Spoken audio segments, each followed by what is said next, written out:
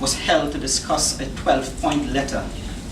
That is 12 issues that were raised by the ex-colony workers in a letter hand-delivered to the Prime Minister on, I think it was the 18th of July. The meeting was very cordial. Views were expressed and issues discussed. Arising out of that meeting, the ex-colony workers have been assured by the government of Trinidad and Tobago that by the next budget day, certain decisions would be taken and funds allocated to take care of certain issues that the ex-colony workers have. One, we were assured by the members of the government that at that meeting that at present the government is simply quantifying the sums of money that needs to be reimbursed to the ex-colony workers, that is those who would have paid for their residential lots. We expressed to them that it is illogical for a man to have to pay for his own severance package. We were assured that at present the government is giving serious consideration to repaying these monies, and the ex-colony workers are therefore eagerly looking forward to budget day, when we expect the government of Trinidad and Tobago to hold to its promise and allocate the necessary funds to repay every single ex-colony worker who would have paid for their residential lots. That is point number one. Point number two, at that meeting we were also assured that the government is giving serious consideration to the raising of the pension of the ex-colony workers from 600 to a figure to be determined. Again, the ex-colony workers are eagerly looking forward to budget day, when we expect the government to allocate the necessary funds to do so. We have also been assured by the government team that the government is again quantifying and analyzing the necessary funds needed to pay ex-colony workers for their 2-acre plots, that is those who are unable to plant it and those who are voluntarily willing to give it up to the state if so requested. As you know, ex-colony workers have been waiting 11 years. They have been denied their constitutional rights under the Constitution to enjoyment of property. They have been denied the right to earn a living off of the 2-acre plots.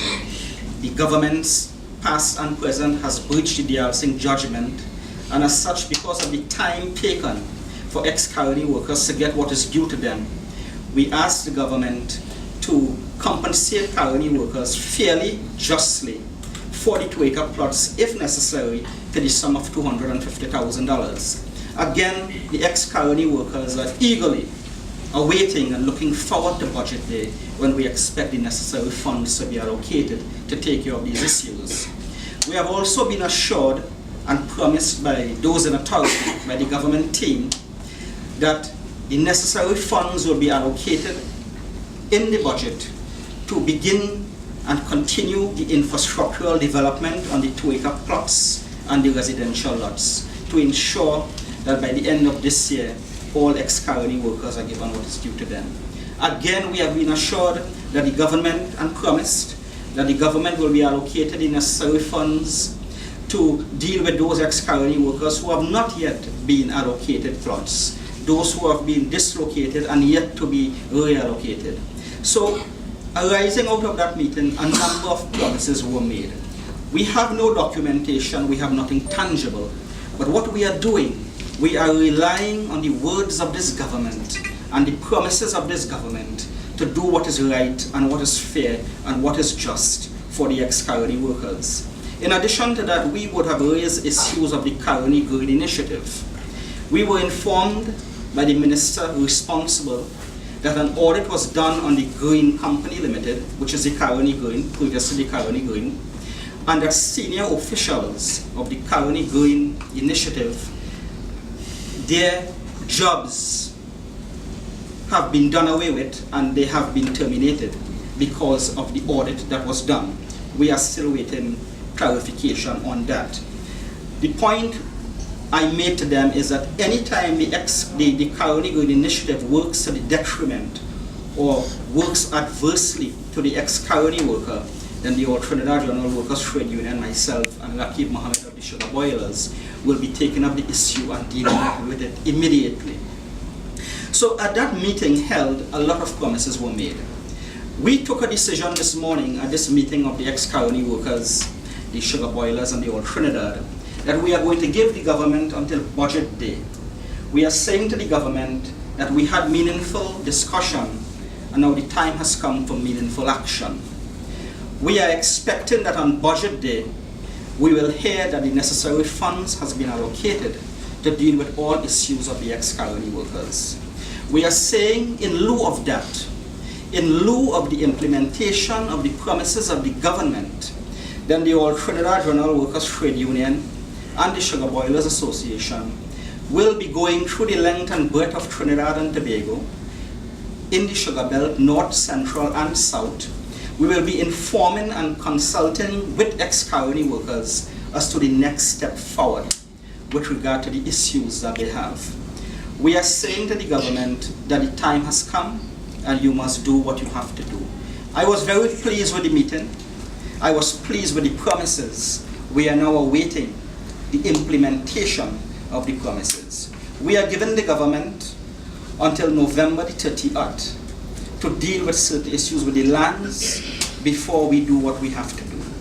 I want to inform, again I want to say, that we will take any action necessary, legally, socially or politically, to deal with the issues of the ex-colony workers. In fact, we are currently in the process of registering an organization geared towards seeking the interests of the ex-colony workers, farmers, and any other citizen of this country who believe that they have been unfairly done by the government or by the institutions that govern this society.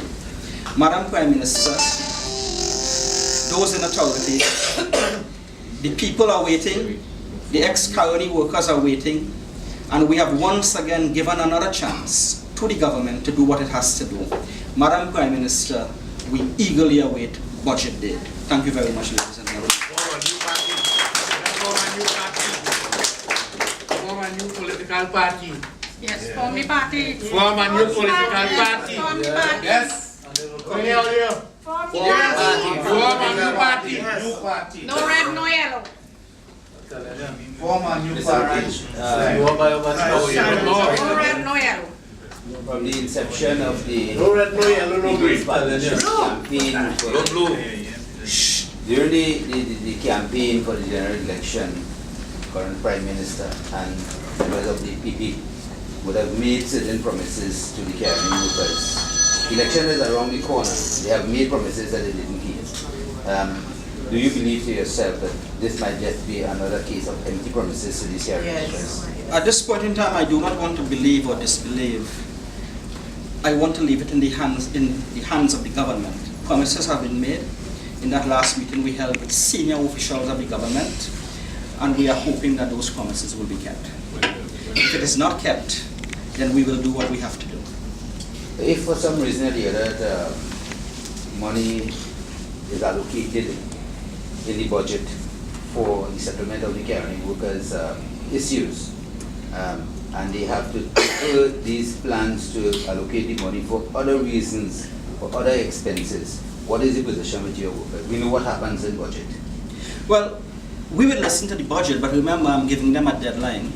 I said November the 30th.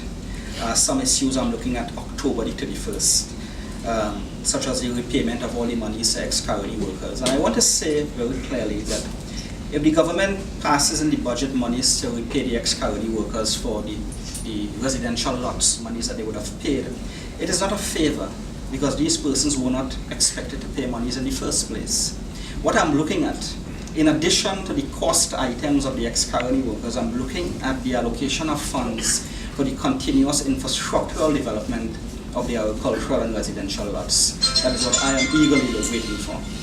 If those funds are not allocated, then as I would have said before, I am already on the ground and I'm going through the length and breadth of the sugar belt, and I will take my directions from the ex-colony workers on what pathway I should walk. If for some reason or the other, based on the runoff system that is being introduced, the BP government runoff, would you expect that the other government to keep these promises, or would you be making representation, pressure in the government to keep the promises made by the previous government? Well, I most certainly will. Once a promise is made by a government or the state, I would expect subsequent governments to uphold those promises. You mentioned runoff. My only concern, arising out of discussions this morning, is I would hope that the question of runoff, whether it works for or against any government, that the governments do not become complacent into thinking that they are sure of a victory, and as such the issues of the ex-colony workers are placed on the back burner. That is my only concern. You met with your workers this morning. Did they raise any concerns about the runoff? Yes, concerns were raised. As I said before, concerns were raised because there's a perception that there are certain individuals who believe a runoff system will benefit a particular political party. And the concerns of the workers is simply if this political party thinks that it's a sure victory in 2015, then the issues of the ex-colony workers could be placed on the back burner. What we are saying, I am not here to pass judgment or to analyze or to say yea or nay to the runoff system. I am only here to ensure that the runoff system do not work adversely to the ex-colony workers and their interests. Anything else you would like to add? No, I think arising out of the meeting this morning and arising out of the meeting last Friday, we have a lot of work to do, and from Monday, I will be hitting the ground. Thank you very much.